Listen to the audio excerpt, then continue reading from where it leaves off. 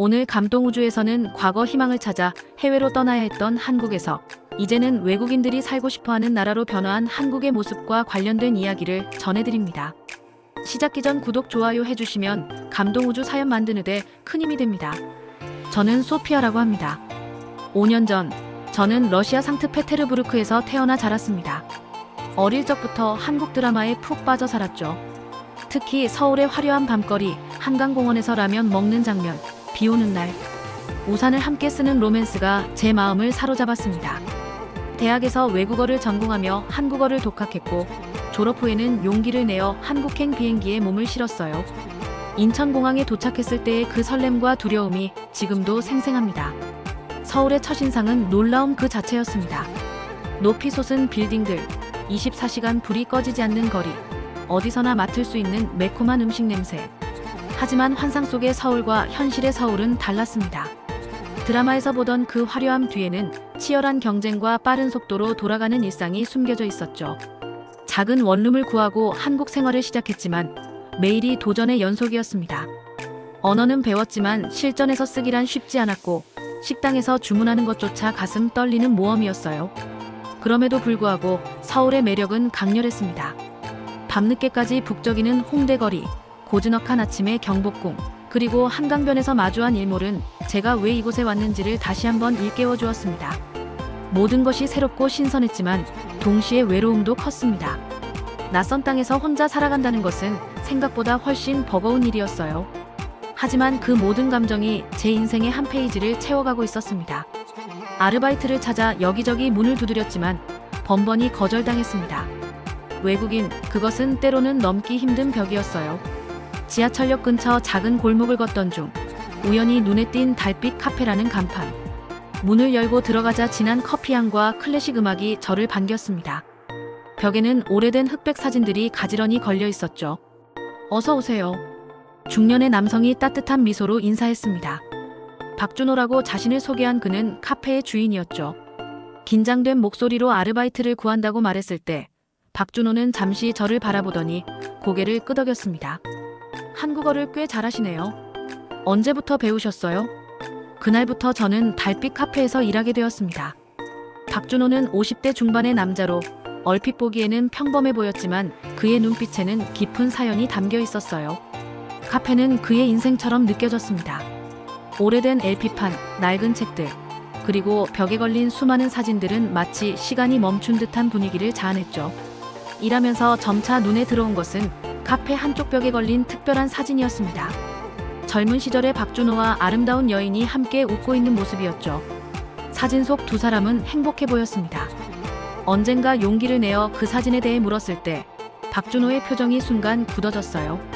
오래된 추억일 뿐이에요. 짧게 답하며 화제를 돌렸지만 그의 목소리에서 짙은 그리움이 느껴졌습니다. 시간이 흐르면서 박준호와 저 사이에는 묘한 신뢰가 쌓였습니다. 그는 제게 한국의 문화와 역사를 가르쳐줬고 저는 그에게 러시아의 이야기를 들려주었죠. 손님이 없는 오후, 우리는 종종 커피를 마시며 이야기를 나누었습니다. 그러면서 서울은 조금씩 제게 더 친숙한 곳이 되어갔어요. 가을로 접어든 어느 저녁 카페를 닫을 준비를 하고 있을 때였습니다. 박준호가 갑자기 와인 두 잔을 테이블에 놓았어요. 오늘은 특별한 날이에요. 그렇게 말하며 그는 조용히 잔을 들었습니다. 궁금함에 물어보니 오늘이 바로 사진 속 여인과의 마지막 날이라고 했죠. 그녀의 이름은 윤미라였어요. 박준호의 목소리가 떨렸습니다. 30년 전 그와 윤미라는 대학에서 만나 첫눈에 반했다고 해요. 열정적인 사랑이었지만 윤미라의 집안은 그들의 관계를 반대했습니다. 윤미라의 아버지는 당시 유명한 기업가였고 박준호는 가난한 예술가의 아들이었죠. 계급의 차이라는 게 그렇게 분명하게 느껴질 줄 몰랐어요. 그날 밤 박준호는 처음으로 마음을 열고 자신의 이야기를 들려주었습니다. 윤미라와의 몰래 만남, 결혼을 약속했던 날, 그리고 그녀의 가족이 그들을 갈라놓기 위해 써온 수단들. 결국 그녀는 가족의 뜻을 따랐고 제 오랜 친구였던 강태우와 결혼했어요. 지금은 미국에 살고 있다고 들었습니다. 박준호의 이야기를 들으며 마음이 아팠습니다. 그의 눈에는 아직도 윤미라에 대한 그리움이 가득했어요. 가끔은 다른 선택을 했더라면 어땠을까 생각하지만 이제 와서 무슨 소용이겠어요. 그렇게 말하는 그의 모습에서 평생을 안고 살아온 후회가 느껴졌습니다. 그날 이후로 박준호와 저 사이에는 더 깊은 이해가 생겼습니다. 그는 단순한 고용주가 아닌 인생의 깊은 상처를 안고 살아가는 한 인간으로 제 눈에 비쳤어요. 그리고 저 역시 그에게 러시아에서의 제 삶, 이루지 못한 꿈, 그리고 한국에 오게 된 진짜 이유를 이야기했습니다. 카페에서 일한 지 6개월째 되던 날이었습니다. 유난히 바쁜 오후 문이 열리며 중년의 우아한 여성이 들어왔어요. 그녀는 주변을 천천히 둘러보더니 카운터 앞에 섰습니다. 아메리카노 한 잔 부탁해요. 그녀의 목소리는 부드럽고 편안했습니다. 주문을 받으며 문득 그녀의 얼굴이 어딘가 익숙하다고 느꼈어요. 커피를 건네고 나서야 깨달았습니다. 그녀는 바로 벽에 걸린 사진 속 여인 윤미라와 놀라울 정도로 닮아 있었죠. 아니, 그녀가 바로 윤미라였습니다. 세월의 흔적이 있었지만 그 우아함과 눈빛은 사진 그대로였어요. 주방에서 나오던 박준호와 윤미라의 눈이 마주쳤습니다. 순간 카페 안의 공기가 얼어붙은 듯 했어요. 박준호는 그 자리에 못 박힌 듯 서 있었고 윤미라의 손에서는 커피잔이 떨어질 뻔했습니다. 준호 씨. 윤미라의 목소리가 떨렸어요. 그들의 재회는 마치 영화의 한 장면 같았습니다. 30년 만의 만남. 윤미라는 남편과 함께 사업차 한국에 잠시 돌아왔다고 했어요. 우연히 이 골목을 지나다가 달빛 카페라는 이름이 눈에 띄었고 혹시나 하는 마음에 들어왔다고 합니다. 아직도 달빛을 좋아하는군요. 윤미라가 미소 지었습니다. 그들이 처음 만난 날이 보름달이 뜬 밤이었다는 이야기를 박준호에게서 들은 적이 있었어요. 그 후로 윤미라는 종종 카페를 찾았습니다. 매번 남편 없이 혼자서요. 그녀가 오는 날이면 박준호의 얼굴은 환하게 빛났습니다. 두 사람은 과거의 추억을 나누며 웃었고 때로는 진지한 대화에 빠지기도 했죠. 그들 사이에 흐르는 감정은 분명했습니다. 30년이라는 세월도 지우지 못한 깊은 사랑이었어요. 저는 그들의 모습을 지켜보며 복잡한 감정에 휩싸였습니다. 아름다운 재회였지만 동시에 위험한 감정이었죠. 윤미라에게는 가정이 있었고 박준호의 오랜 친구인 강태우가 그녀의 남편이었으니까요. 이 만남이 가져올 파장을 생각하니 가슴이 조여왔습니다. 윤미라와 박준호의 만남이 계속되면서 가끔 저는 그들 사이에 끼어있는 듯한 불편함을 느꼈습니다. 두 사람만의 세계가 있었고 그곳에 저는 초대받지 못한 손님이었죠. 하지만 어느 날 밤 우연히 들은 대화가 모든 것을 바꿔놓았어요. 카페를 닫고 청소하던 중 안쪽 테이블에서 나누는 윤미라와 박준호의 이야기가 들렸습니다. 태우가 모든 걸 알고 있어요. 윤미라의 목소리가 떨렸어요. 우리의 만남을, 당신을 아직도 사랑한다는 걸, 모든 것을요. 충격적인 내용이었지만 더 놀라운 것은 그 다음이었습니다. 태우는 처음부터 알고 있었어요. 내가 당신을 떠난 진짜 이유도. 윤미라의 눈에서 눈물이 흘렀습니다. 그는 당신의 사업을 망치겠다고 협박했어요. 당신의 가족까지 해치겠다고. 그 순간 저는 감히 숨도 쉴 수 없었습니다. 윤미라가 박준호를 떠난 것은 강태우의 협박 때문이었다니요. 더 충격적인 사실은 강태우가 윤미라의 아버지 회사를 차지하기 위해 그녀와 결혼했다는 것이었습니다. 그는 나를 사랑한 적이 없어요. 그저 수단이었을 뿐이죠. 윤미라의 고백을 들으며 가슴이 아팠습니다. 30년간 거짓된 결혼 생활을 해온 그녀의 아픔이 고스란히 전해졌어요.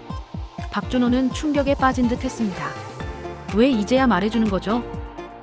그의 목소리는 떨렸습니다. 용기가 없었어요. 그리고 우리 사이에 아이가 있었으니까요. 윤미라의 대답은 또 다른 비밀을 담고 있었습니다. 그들에게는 민지라는 딸이 있었고 그녀는 지금 한국에서 유학 중이었어요. 민지는 태우의 딸이 아니에요. 당신의 딸이죠, 준호 씨. 순간 시간이 멈춘 듯 했습니다. 박준호의 얼굴은 창백해졌고 그의 손은 떨리고 있었어요. 그들이 헤어진 후 윤미라는 이미 박준호의 아이를 가진 상태였습니다. 그리고 강태우는 그 사실을 알면서도 자신의 아이인 것처럼 키웠던 것이죠.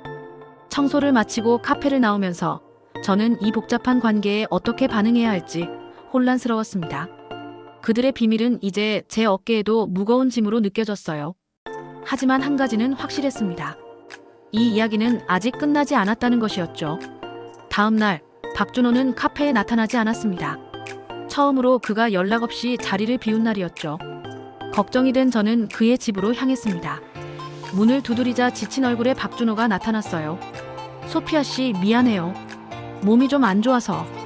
거실에 들어서자 테이블 위에 펼쳐진 오래된 앨범이 눈에 띄었습니다. 젊은 시절의 사진들, 그 중에는 윤미라와 함께 찍은 것도 많았죠. 민지를 만나고 싶어요. 박준호가 갑자기 말했습니다. 내 딸이라니.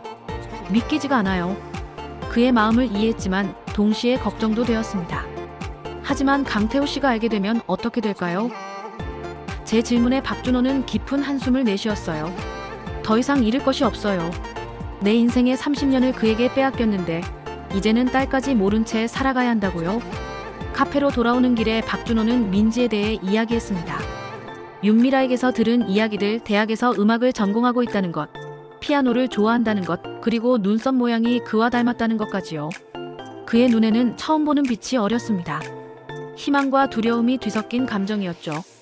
그날 오후 윤미라가 카페를 찾았습니다. 그녀의 얼굴은 어제보다 더 지쳐 보였어요. 태우가 의심하고 있어요. 제가 매일 어디를 다녀오는지. 그녀의 목소리에는 공포가 묻어났습니다. 그 사람은 변하지 않았어요. 여전히 위험한 사람이에요. 박준호와 윤미라는 카페 안쪽에서 오랫동안 이야기를 나눴습니다. 때로는 격앙된 목소리가, 때로는 속삭임이 들려왔어요. 손님들이 간간히 오가는 동안 저는 그들의 비밀을 지키기 위해 애썼습니다. 하지만 마음 한구석에서는 불안감이 자라났죠. 이 위험한 게임이 어디로 향하고 있는지, 그 끝에 무엇이 기다리고 있는지 알 수 없었으니까요. 민지를 만나고 싶어요. 윤미라가 나가기 전 박준호의 손을 잡았습니다. 그 아이도 진실을 알 권리가 있어요. 그들의 결정이 내린 것 같았어요. 민지에게 모든 진실을 털어놓기로 한 것이었죠. 하지만 그 순간 카페 밖에서 누군가가 그들을 지켜보고 있다는 느낌이 들었습니다. 창가에 서 있던 남자의 그림자가 스쳐 지나갔어요. 강태우일까요? 가슴이 쿵쾅거렸습니다. 다음 날 아침 카페 문을 열자마자 낯선 남자가 들어왔습니다. 60대 초반의 단단한 체격, 날카로운 눈빛이 인상적이었죠. 박준호 씨를 만나러 왔소. 퉁명스러운 목소리였습니다. 순간 직감이 왔어요. 이 사람이 바로 강태우라는 것을. 아직 박준호는 도착하지 않은 상태였기에 저는 그에게 커피를 대접하며 시간을 벌었습니다. 박 선생님은 곧 오실 겁니다. 조금만 기다려주세요. 강태우는 카페를 둘러보며 냉소적인 미소를 지었습니다. 30년이 지났는데도 여전히 같은 취향이군. 그의 목소리에는 비웃음이 묻어 있었어요. 벽에 걸린 사진들을 하나하나 살펴보던 그가 갑자기 멈췄습니다. 윤미라와 박준호의 사진 앞이었죠. 이거 언제 찍은 사진이지? 그의 목소리가 날카로워졌습니다. 사진은 30년 전 것이었지만 그의 의심은 현재를 향하고 있었어요. 아내가 이 카페에 온 적이 있소? 직설적인 질문에 가슴이 철렁 내려앉았습니다. 손님들이 많이 오가서 애매하게 대답하려는 찰나 박준호가 카페에 들어왔습니다. 두 남자의 시선이 공중에서 부딪혔어요. 30년 만의 재회였지만 그들 사이에는 반가움이 아닌 팽팽한 긴장감이 흘렀습니다. 오랜만이군, 준호. 강태우가 먼저 입을 열었습니다.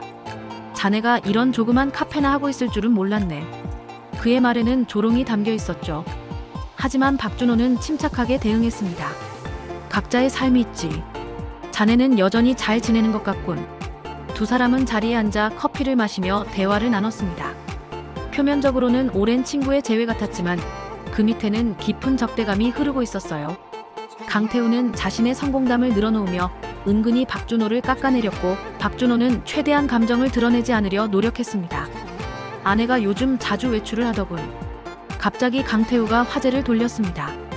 혹시 자네와 만난 적이 있나? 날카로운 질문에 박준호의 표정이 순간 굳었어요. 아니, 없네. 나는 카페 일로 바쁘니까. 강태우는 믿지 않는 듯한 표정이었지만 더 추궁하지는 않았습니다. 그가 떠난 후 박준호는 깊은 한숨을 내쉬었어요. 조심해야 해요. 그는 위험한 사람이에요. 그의 목소리에는 두려움이 묻어 있었습니다. 그날 저녁 윤미라에게서 급한 전화가 왔습니다. 태우가 모든 걸 알아버렸어요. 당신과 만났다는 것도, 민지에 대한 진실도. 그녀의 목소리는 떨리고 있었어요. 준호 씨, 제발 조심하세요. 그 사람이 무슨 짓을 할지 모르니까요. 전화를 끊은 박준호의 표정이 창백해졌습니다. 강태우의 방문은 단순한 우연이 아니었던 거죠.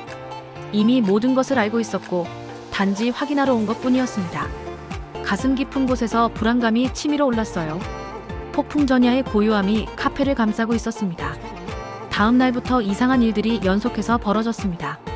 갑자기 카페에 전기가 나가거나 수도관이 터지고 밤중에 누군가 유리창을 깨뜨리는 일까지 있었어요. 박준호는 이것이 모두 강태우의 소행이라고 확신했습니다. 그는 항상 이런 식이었어. 직접 손을 더럽히지 않고 뒤에서 조종하지. 더 큰 문제는 손님들이 급격히 줄어든 것이었습니다. 평소라면 북적였을 시간에도 카페는 텅 비어 있었어요. 주변을 살펴보니 카페 맞은편에 새로운 프랜차이즈 커피숍이 생겼고 그곳에서는 특별 할인 행사를 진행하고 있었습니다. 강태우의 회사 중 하나야. 박준호가 씁쓸하게 말했어요. 우리를 망하게 하려는 거야. 그날 저녁 윤미라가 급하게 카페를 찾아왔습니다. 평소와 다르게 창백한 얼굴로요. 민지가 사라졌어요. 그녀의 목소리는 떨렸습니다. 기숙사에서 나온 뒤로 연락이 두절됐어요. 태우가 무슨 짓을 했을까봐 너무 무서워요. 박준호는 즉시 경찰에 신고하려 했지만 윤미라가 말렸습니다.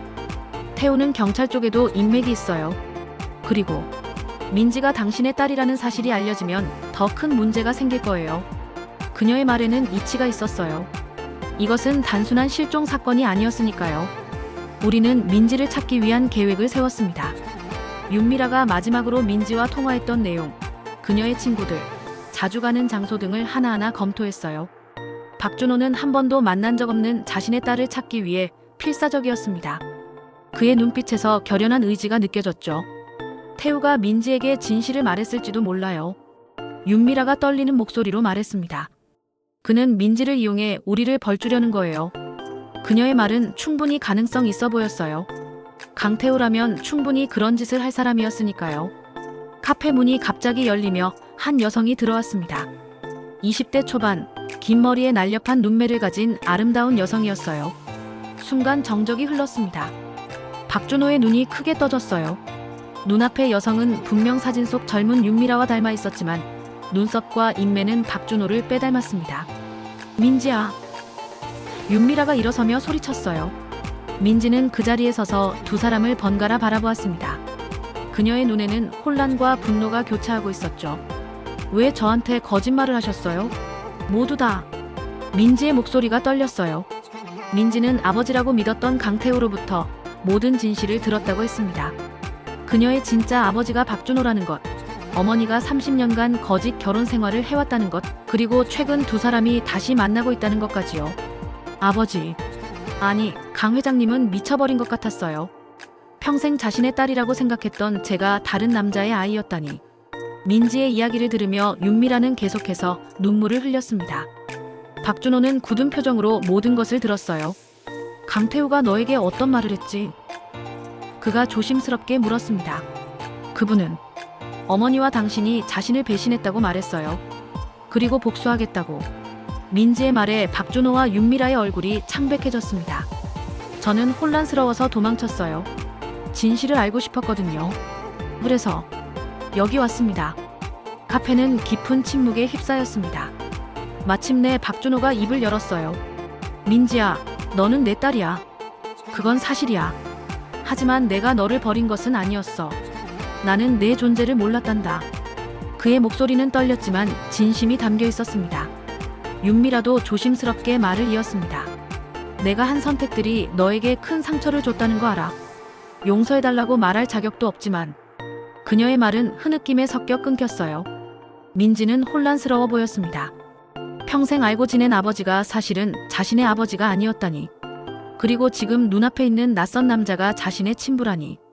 이해하기 힘든 현실이었죠. 저는 시간이 필요해요. 민지가 겨우 말을 이었어요. 그때 카페 밖에서 요란한 소리가 들렸습니다. 강태우가 몇몇 남자들을 데리고 카페 안으로 들어왔어요. 그의 얼굴은 분노로 일그러져 있었습니다. 여기 있었군. 다들 모여서 가족 상봉이라도 하나. 비웃음 섞인 목소리였지만 그 안에는 깊은 상처가 느껴졌어요. 민지가 앞으로 나섰습니다. 아버지, 제발 진정하세요. 이렇게 하면 안 돼요. 하지만 강태우는 이미 이성을 잃은 상태였죠. 너까지 나를 배신하는 거야? 내가 평생 너를 키웠는데. 순간 박준호가 민지 앞을 가로막았습니다. 태우, 우리 밖에서 얘기하자. 아이들 앞에서 이러지 말고. 그의 목소리는 단호했어요. 두 남자는 카페 밖으로 나갔고 윤미라와 민지 그리고 저는 불안한 마음으로 그들을 지켜봤습니다. 밖에서는 격렬한 언쟁이 오갔습니다. 강태우의 분노에 찬 목소리 그리고 박준호의 차분한 대응이 번갈아 들려왔어요. 갑자기 쿵 하는 소리와 함께 누군가 넘어지는 소리가 들렸습니다. 윤미라가 비명을 지르며 밖으로 뛰쳐나갔고 우리도 급히 따라 나갔어요. 박준호가 바닥에 쓰러져 있었습니다. 강태우의 주먹에 맞은 것 같았어요. 하지만 박준호는 대항하지 않았습니다. 천천히 일어나 강태우를 똑바로 바라보며 말했어요. 30년 전 내가 윤미라를 빼앗아 갔을 때 난 아무것도 할 수 없었어. 하지만 이제는 달라. 내가 원하는 게 뭐지? 복수? 돈? 아니면 그저 모두를 불행하게 만드는 것? 강태우는 잠시 말을 잇지 못했습니다. 그의 눈에 순간 망설임이 스쳤어요.